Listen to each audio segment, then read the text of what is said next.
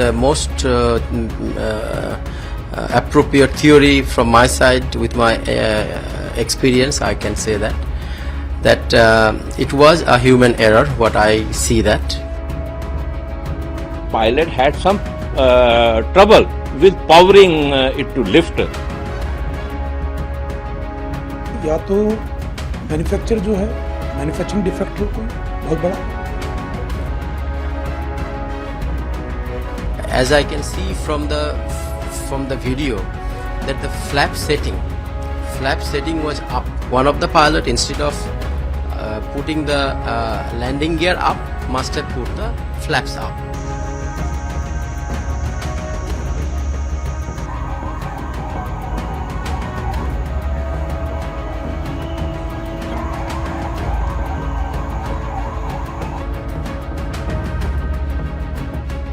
The most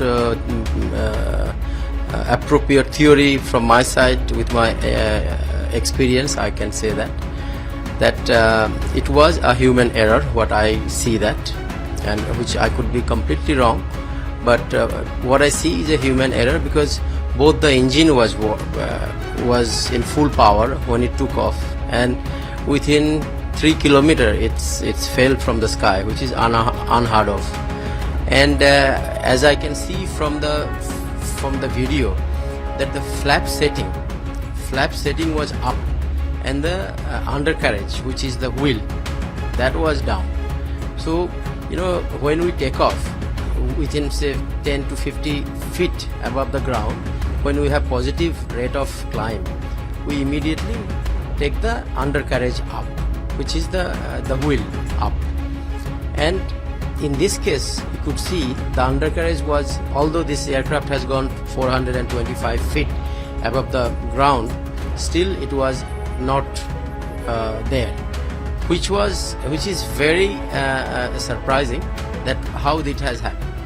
Because immediately once we start climbing, we should generally it goes up.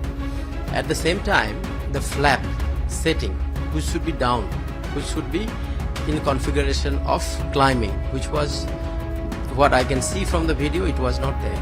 So it could be a human error. How it can happen is that instead of one of the pilot, instead of putting the landing gear up, must have put the flaps up. इसके अंदर एक human error की संभावनाओं को मैं नकारूंगा बिल्कुल, क्योंकि इसमें पायलट एरर तो मैं नहीं मानूंगा इसके लिए किसी भी तरह से, क्योंकि टेक ऑफ था और स्पष्ट तौर पे दिख रहा है कि जहाज जो है टेक ऑफ कर रहा है, और उसने अपने जो व्हील्स हैं वो भी उसने अपने वो बाहरी हैं, इसको हम लोग अंडरकैरेज बोलते हैं. नॉर्मली वो टेक ऑफ के बाद में 50 फीट पे वो जो पहिए हैं वो अंदर चले जाते हैं, और इस केस में ऐसा नहीं हुआ है. तो संभावना लगती है कि इसमें हो सकता है कि तकनीकी खराबी हो, इलेक्ट्रिक फेलियर हो गया हो, और या फिर पायलट ने जानबूझ के उसको खुला रहने दिया हो, एक्सटेंडेड पोजीशन में रहने दिया हो. उसकी वजह होती है कि उसको कॉकपिट में कोई मेल फंक्शन दिखा हो, या जो टेक ऑफ के ऊपर जो थ्रस्ट मिलनी चाहिए थी, जो पावर मिलनी चाहिए थी उसको क्लाइम करने के लिए, वो उपलब्ध नहीं हो पाई है. जो मुझे तो यही लगता है. Someone has said that there are some issues of flats. I don't think with the naked eye anybody can see the movement of flags. That is the question when we will find the black box, video recording, etc. And we will come to know. And there is no time we can give any direction to the cause and reasons of this. इस aircraft में 2 engine थे. Take off करते करते ही थोड़ी देर बाद वो नीचे चला गया. आगे बढ़ने से पहले I must share that all aircraft which are engaged in these commercial operations are capable of sustaining flight even if one engine fails. अगर हम लोग सोच रहे हैं कि इसका एक इंजन फेल हो गया फिर भी नीचे चला गया है, ये ज़्यादातर नामुमकिन है.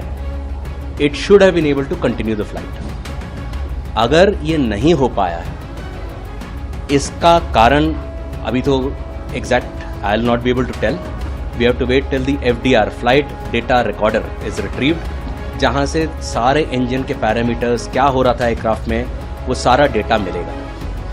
However, based on what ever is available, जो हम लोगों को दिख रहा है, उससे एक चीज़ क्लियर हो रहा है कि दोनों इंजन का पावर किसी कारण से, क्या कारण है हम लोगों को नहीं पता, किसी कारण से ख़त्म हुआ या कम हुआ, जिसके कारण वो जहाज़ को सस्टेन नहीं कर पाया और जहाज़ नीचे आ गया। इसके आगे इस स्टेज पर हम लोग कुछ नहीं बोल पाएंगे। तो ये बिल्कुल नया जनरेशन का हवाई जहाज है, सब उसमें सेफ्टी सिस्टम्स बने हुए हैं और जो इन पे लोग शक कर रहे हैं कि भाई इंजन कोई फेल हो गया, ये जो इंजन्स हैं ये जनरल इलेक्ट्रिक के जेनेक्स इंजन्स हैं, GENX, that's like GE next kind of kind of acronym है। सो द जेनेक्स इंजन्स जो है ये पुराने इंजन्स हैं, मतलब ये नया कोई डिज़ाइन नहीं है।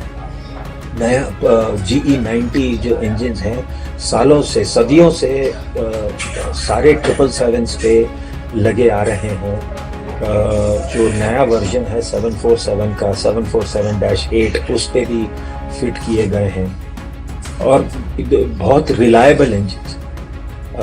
अगर आप देखें एयर इंडिया जो सैन फ्रांसिस्को से नॉन स्टॉप फ्लाइट उड़ाती है दिल्ली के लिए, बम्बई के लिए, बेंगलोर के लिए, वो 777s यूज़ करती हैं और उस पर भी GE90 इंजन फिट किए गए हैं। और अगर आप देखें उसका फ्लाइट पाथ देखें तो नॉर्थ पोल के ऊपर से और रशिया के जो साइबेरिया रीजन है जहाँ बहुत कम एयरपोर्ट्स हैं वहाँ से जाती हैं। और क्योंकि ये इस इंजन के वजह से ये इंजन सर्टिफाई किया गया है कि किसी एयरपोर्ट से 6 घंटे दूर रह सकता है, इतना रिलायबल है। लोगों को कि इंजीनियर्स और सारे दुनिया के रेगुलेटर्स और एयरलाइंस रेगुलेटर्स, मैन्युफैक्चरर्स, सब उनको इतना भरोसा है इस इंजन पे कि वो बोलते हैं कि ये इंजन फेल नहीं होगा, 6 घंटे दूर तक आप रह सकते हो, इतना हमें इस पे कॉन्फिडेंस है।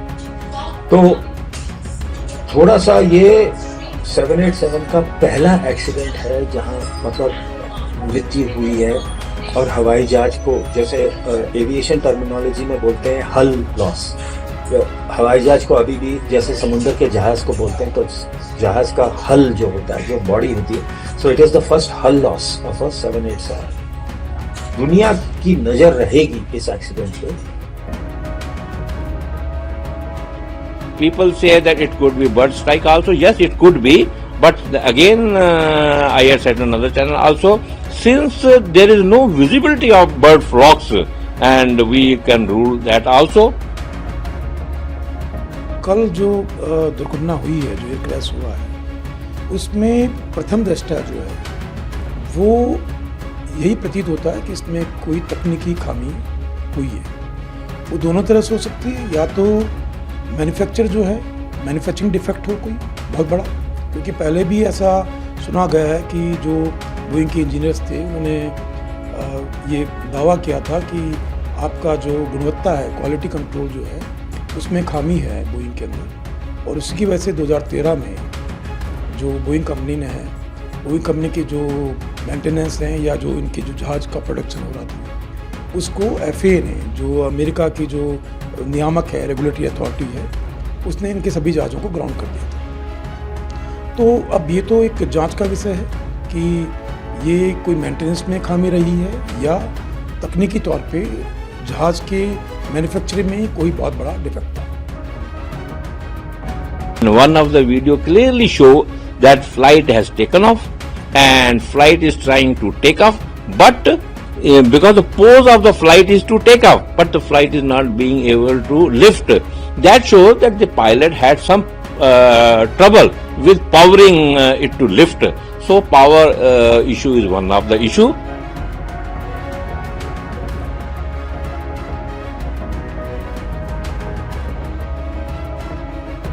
कोई भी आप एयरलाइन एक्सीडेंट देखिए दुनिया में, हमेशा it is a series of failures that result in the accident. And so that is the reason why investigation is very very important. बहुत महत्वपूर्ण है कि हम लोग इन्वेस्टिगेटर्स को थोड़ा टाइम दें। मेरे हिसाब से करीब 3-4 दिन या 1 हफ्ते के अंदर इन्वेस्टिगेटर्स हमें एक बेसिक अंदाजा देंगे कि भाई ऐसे कुछ होने को हुआ है। ऑफ कोर्स फाइनल रिपोर्ट बनाने के लिए उनको 2 साल लग सकते हैं, क्योंकि बहुत डिटेल में जाते हैं जो और खास करके 787 का जो आप सब लोग ब्लैक बॉक्स कहते हैं, वो असली में ऑरेंज कलर का डब्बा होता है जिसमें रिकॉर्डिंग होती है। और जो 787 है, क्योंकि सबसे नया जनरेशन का हवाई जहाज है, उसमें अपने जैसे सेलफोन में मेमोरी होता है, सॉलिड स्टेट मेमोरी जैसे बोलते हैं, SSD ड्राइव्स होते हैं, तो वो उस पर रिकॉर्ड किए जाते हैं। वो ऑलरेडी सुनने में आया है कि रिकवर हो चुके हैं।